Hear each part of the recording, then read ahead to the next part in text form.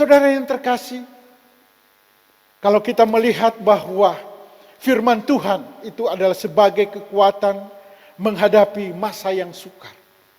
Kita lihat tadi Yohanes dengan menghadapi masa yang sukar.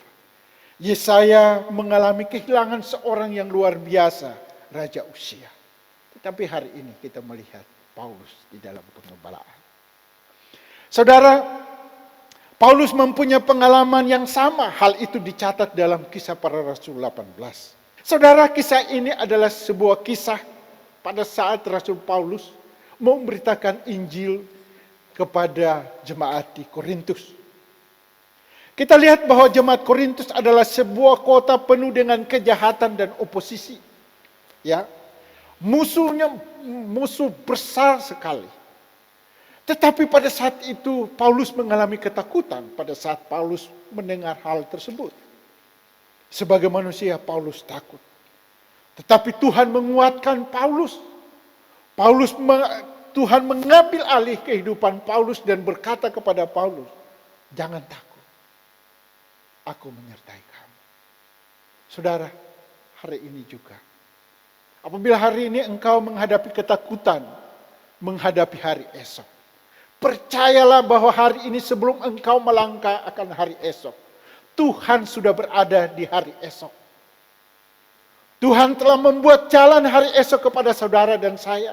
Tuhan telah menyediakan segala sesuatu karena Dia adalah Yehova Jireh. Jangan pernah takut akan hari esok. Karena hari esok kepunyaan Allah sendiri. Tuhan akan berkata kepada saudara dan saya seperti Tuhan berkata kepada Paulus, jangan takut. Tidak ada satupun yang dapat menjamah engkau.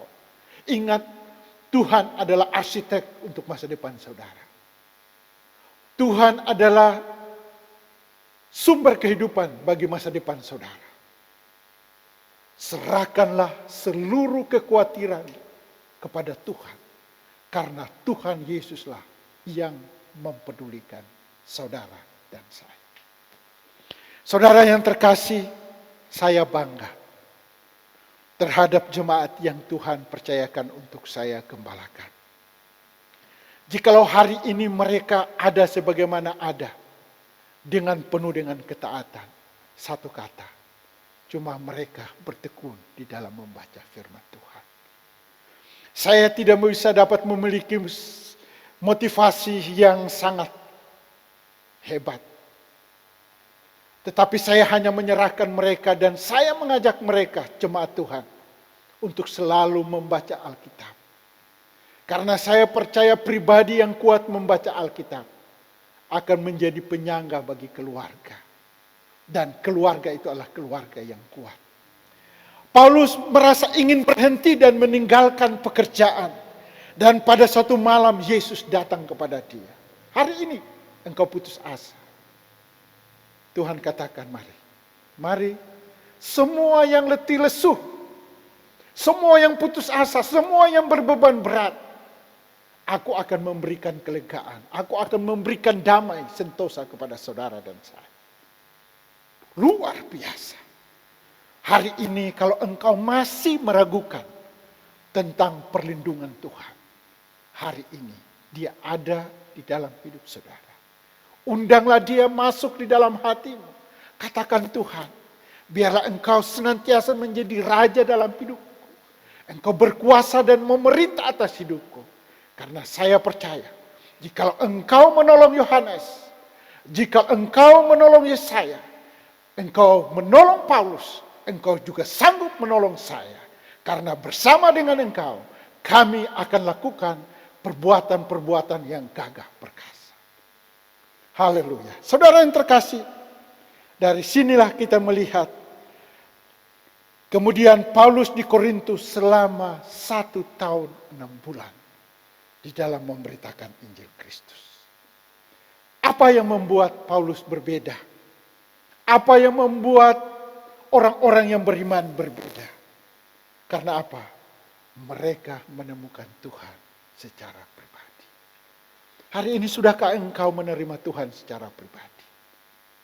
Bukan kata orang, bukan lahir dari sebuah keluarga Kristen, tetapi pribadimu yang menghadirkan Tuhan dalam hidup.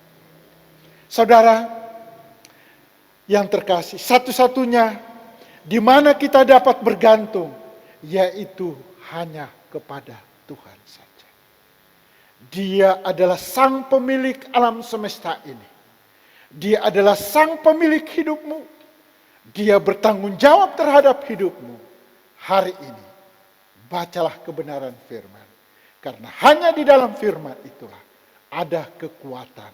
Di dalam hidupmu, ada firman dan dalam kekuatan di dalam keluargamu, firman kekuatan di dalam pekerjaanmu dan di dalam hidupmu. Ingat, firman adalah sumber kehidupan bagi saudara dan saya, dan firman adalah penjamin masa depan hari ini sampai selama-lamanya. Tuhan memberkati.